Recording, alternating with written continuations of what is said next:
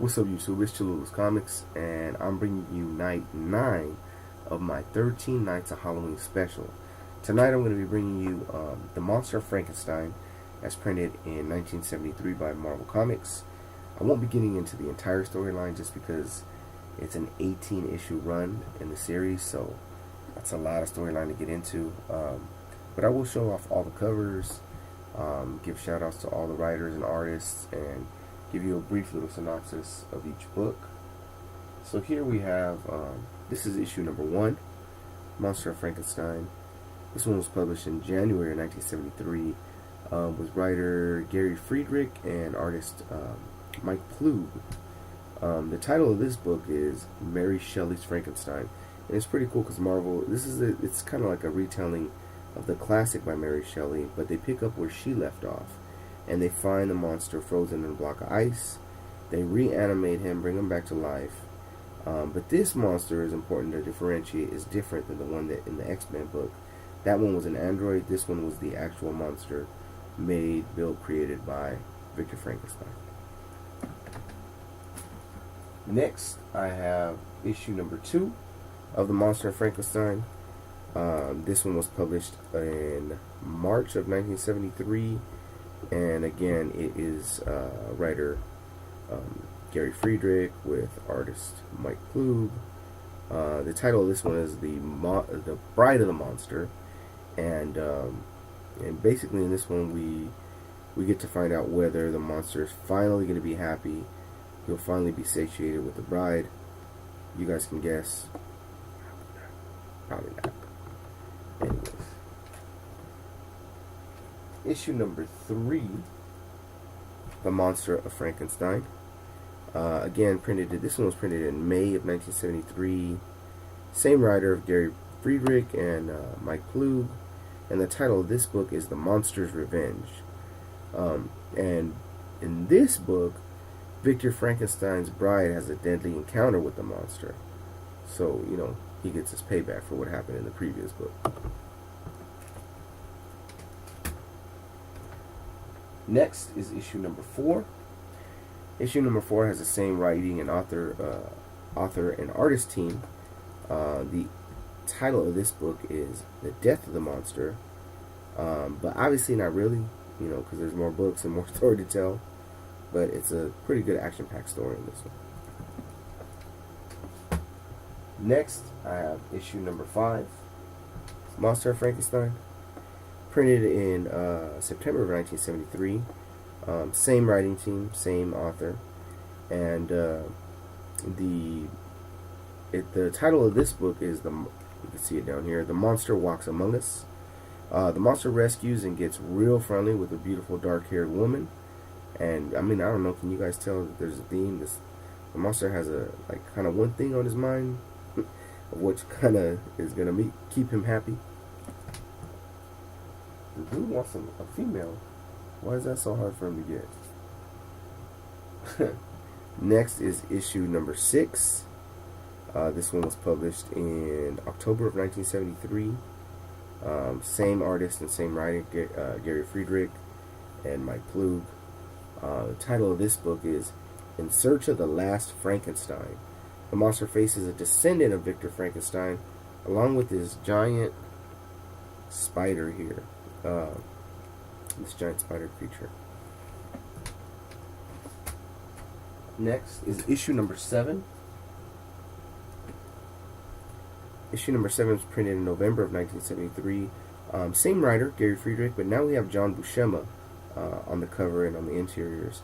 The name of the title is The Fury of the Fiend, and the plot is basically the monster joins a group of gypsies, one of which tries to trick the monster into helping him resurrect the fiend Dracula.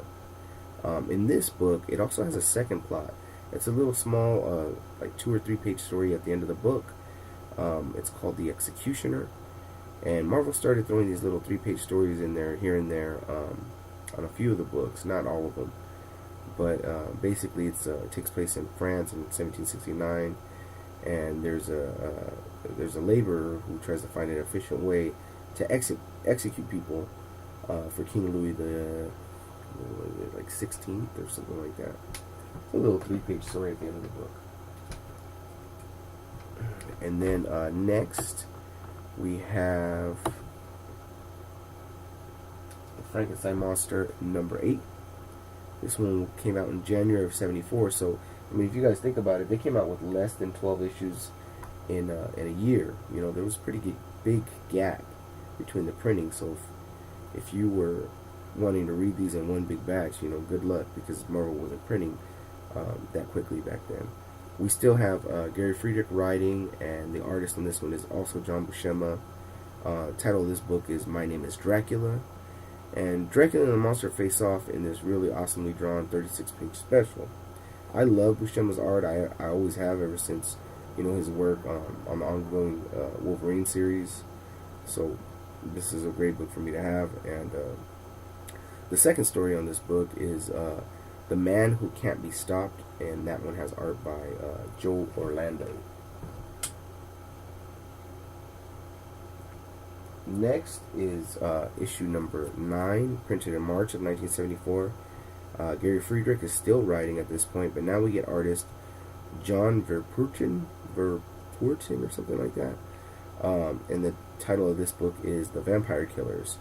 And it's just basically a continuation, the battle between Frankenstein and Dracula, with a backup story called The Seeing Eye, and this one has art by C.A. Winter. Number 9, so on to number 10. Frankenstein Monster number 10, printed in May 1974. Gary's still writing for these, and they brought artist John Buscema back, and the title is The Last Frankenstein. And here the monster tries his best to kill off the lineage of his creator, Victor Frankenstein.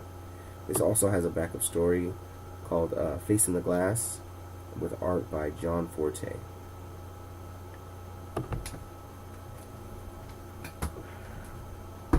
Next is issue number 11. Issue 11 was printed in July of 1974. Artist was Bob Brown, writer Gary Friedrich still. Name of the title of this book is And in the End, ? The monster tries to take over what he feels is rightfully his, the Frankenstein castle, and with a backup story called The Mad Scientist. Issue number 12, printed in September of 1974. Now we get a new writer, a new author, and also a new artist. The writer for this one is Doug Munch, and the artist is Ron Wilson. Ron Wilson, if you guys saw my community tag, he did the Hulk for me. I have a Champions number 1 blank cover, and he did an Incredible Hulk on there for me. I really like Ron Wilson's work, and you can tell he definitely has a style that has stuck with him for quite a while over the ages. Again, let's see, did I name the title of this book? The title of this book is A Cold and Lasting Tomb, and in this one the monster, being frozen, actually wakes up in present day, present day meaning the 70s, and he has his adventures rocking bell bottoms. Nah, I'm just kidding. But he wakes up in the 70s and has to figure out life and what he's going to do going forward. And this one has a backup story that's written by Stan Lee, actually, and with art by Steve Ditko. It's called The Witch Hunt. And a woman is accused of witchcraft. She's later exonerated, but then finds out that it's actually her fiance who's the witch. So it's a pretty cool little story at the end of that book. Next is number 13, published in November of 1974. Same writer again, Doug Munch, and artist Ron Wilson. The title of this book is All Pieces of Fear. And believe it or not, the monster is actually attacked by a street gang, but later befriended by a young man from the streets as well. The backup story here is called Strange Words, with art by Sid Shores. This is kind of a funny one because there's a guy who bullies the sorcerer into giving them this incantation that sends people in a limbo. And upon learning the incantation, he sends, of course, the first person he sends in a limbo is a sorcerer. But then the character breaks the fourth wall and looks at the reader, and he's like, "You know too much." And then he tries to send the reader into limbo, but he ends up getting stuck there himself with the sorcerer, who kind of just laughs at him. But this one's a pretty cool little book Next, I have number 14. This one was, now look, this one was published in January of 1975. So we started in 73. We're barely on book 14, and we are all the way up until 1975 now. Kept the same author from the previous book, Doug Munch, and artist Ron Wilson. The title of this book is The Fury of the Night Creature. So, and that's the night creature right here on Frankenstein, or the monster Frankenstein's back. The night creature and the monster battle it out, resulting in collateral damage where an innocent life is killed. The backup story, it's called They Don't Complain, and it has art by Sam Queskin. And this is kind of weird. It's where dead people remain aware and conscious, and they feel sensations during their autopsies. It's a really kind of gruesome book. Next, I have number 15, published in March of 1975. Doug Munch stays writing, and now we have artist Gil Kane on the covers and interiors. The title of this book is Tactics of Death, and the plot is basically Frankenstein is kidnapped. Well, the monster Frankenstein is kidnapped and taken to a warehouse where the night creature follows and tries to finish the monster off. The backup story is called The Shadow, with art by Al Hartley, I forget. But it's a magic shadow that can basically separate from its body and do the bidding of its master. And this guy's a showman, and the audience wasn't really impressed by what he was having the shadow do, so the guy gets fired from his job, but he sends a shadow after his boss for revenge. Number 15. Down to the last three books now. Number 16 was published in May of 1975. Again, same writer, Doug Munch, and they brought artist Ron Wilson back for this one. The title is Codename Berserker. The monster is taken to Europe, where Veronica Frankenstein reinstates the monster's ability to speak through a surgery that she performs on him. And in this book is actually where the little vignettes, the little 3-page, 4-page stories at the end of the book stop, and we just get into full-on Frankenstein monster stories. Number 17, again, writer Doug Munch, artist Ed Hannigan is brought on now, and the title of this book is Phoenix Berserk.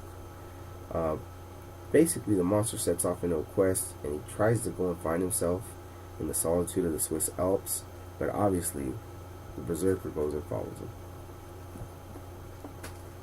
And last, but certainly not least, you guys, issue number 18, which was published in September of 1975, brought on a new writer for this one. Is Bill Mantlo, and a couple different artists on this one. We got Val Merrick did the cover and the pencils in the interior, but we actually have inks by the late great Bernie Wrightson on this, and I got to give a shout out to Bernie Wrightson, because later on in life he actually had his own Frankenstein book, and I own a couple of copies of that series, which I probably should have brought out to show, but oh well, he's on this one too. The title of this one is The Lady of the House, and in this one the monster and the berserker are attacked by Victoria von Frankenstein's children, and I'll just tell you, one of them doesn't make it. I'm not going to spoil who. One of them doesn't make it. In this 36-page conclusion of the storyline, The Frankenstein Monster. Well, you guys, thank you guys so much for sticking with me. That's the end of the video for tonight. Hope you enjoyed it, this Frankenstein Friday. And until I see you next time, Cholula's Comics saying, keep stacking hella comics.